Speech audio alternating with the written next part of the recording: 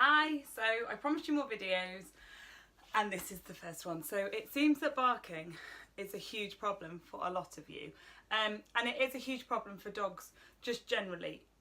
It's their communication. It's one of the few vocal communications that they have. They have whining, growling, barking, howling. So they don't have a whole lot of verbal communication, but barking is one. And there's a whole list of reasons why dogs bark. So it's either like a territorial bark where someone's come onto their property or onto their bit or into their space. We quite often see this with postmen and that kind of thing. We have an alarm or fear bark where the dog is frightened or startled or scared, and they'll bark. They quite often bark because they're bored or lonely, and it is quite a good way for the dogs to they get attention from people because of it, or they just entertain themselves basically. It's a way of greeting, a little bit of a bark. My dog does this one, quite often barks when people come, or they do it for attention seeking. So they'll do it once or twice and then realise that they got some attention. Good, bad, indifferent, doesn't really make a difference to dogs, they just get attention. And then there's two others. So they do it as part of separation anxiety, and they do it because of a compulsive behaviour. Now, those two are in red because if your dog is doing it because of those two reasons, then you need to seek a behaviourist to deal with them. They are not something that is going to be covered today. They're different, they're a behavioural problem, and you need to seek veterinary advice, and then probably from there go and see a behaviourist after that. They are not going to rectify themselves just by a little bit of training. So because there's quite a broad spectrum of reasons that dogs bark, I'm not going to be able to stand here and teach you how to teach a dog to stop barking. What I am going to talk to you about is the reasoning behind the barking, and then you might be able to use some of that to help in your own training plan, or you can give me a call and we can have a chat about it. But it's just too broad a spectrum to cover.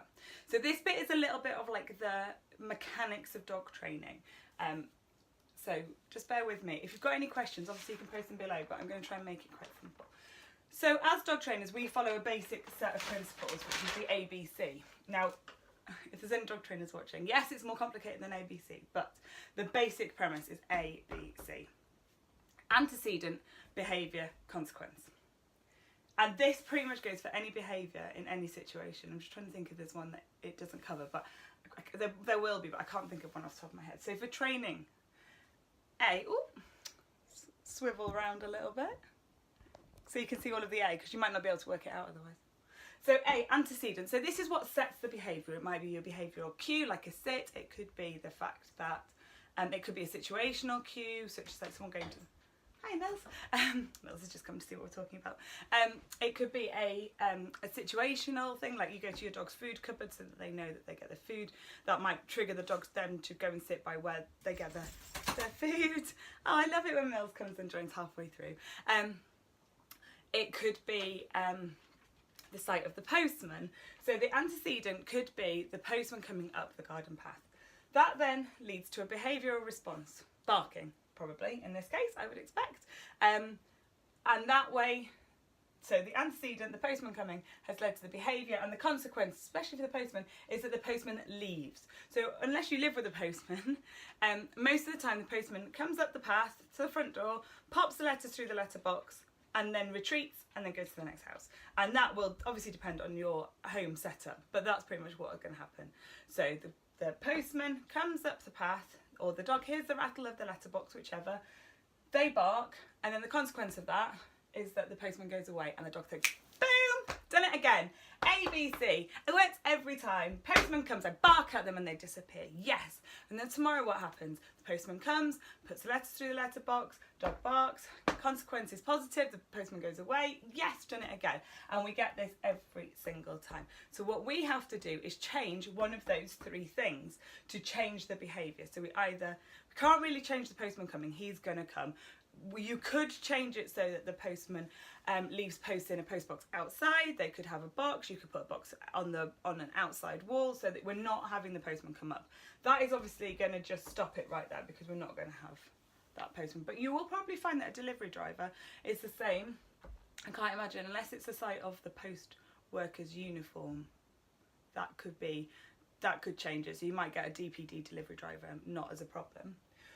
We can change the behaviour, so we could change it from barking to go to your bed. We could change it to a sit at the post box, at the letterbox. We could change it to come and find me. We could change it to take a toy to the letterbox. We can change the behavioural consequence, and then, or we can change the actual consequence. So we can change the what happens. So a more negative, positive punishment might help. The problem with that is if the positive reinforcement of the postman leaving is more rewarding than a physical punishment, your physical punishment is not going to have to go through the roof to have any real effect. But if we change the behaviour and make the consequence for the new behaviour better than the consequence for the previous behaviour, then that behaviour will become the new norm and we'll have a new ABC. Does that make sense? So it's all about looking at which is the easiest to change to have the greatest effect. Now, changing the antecedent of the postman coming is going to be pretty difficult unless you can put a new mailbox outside. Changing the behaviour isn't easy, but is definitely achievable, and this is the one I normally go for. And changing the consequence to a more positive reinforcement-based consequence of the new behaviour will help to realign this. Does that make sense? I think so. I think it does, but I talk about this and I think about this a lot. So we can just change things, and whilst we're changing things, we manage the rest of it. So if you haven't trained your new behaviour well enough, then what you do is you shut the door so that the dog, or you put a baby gate in, or you put a mail guard in so that the dog can't get to the mail, and then you change whilst you're retraining this. Because if the dog is home alone and you on a Saturday and Sunday you do your training, but Monday through Friday they are able to stay at home and bark at the postman 5 days a week, and then you work really hard for 2, that 5 days a week is going to keep with that original ABC. Does that make sense? Okay, so I know you're all like, oh, well, that doesn't help me with my barking, but you have to work out what the antecedent is. So what causes your dog to bark? What is the behaviour? What could they do instead? And what could you use as a consequence for that? If you can't figure that out, that's my job, so you can give me a shout and we can work something out. But it is changing this. By changing this, you will change your behaviour, and you'll change your behaviour from barking to something that you should find more acceptable. Okay, I hope that helps. I've got a little setup now in our spare room to do more videos, and my whiteboard and flip chart is going to come out a bit more because I find it a little bit easier to have things that I can, like physical, tangible things that I can work with. I know lots of people have messaged me about different videos. I'm going to just try and work through them as quickly as I can, and I appreciate that it won't answer every in-depth question, but I mean, I could talk about barking for hours and no one is going to listen to that. Not even if you're really super keen. Got loads of stuff coming up in September, so keep an eye out on Facebook for all the updates. I've got a new website launching, hopefully in the next few weeks. Got new services that I'm putting on, so it's very exciting. Keep an eye out. Alright, I hope this is interesting. Comments, questions below. I will go through them and answer them as quickly and as best as I can. Alright, thanks so much, guys. Bye.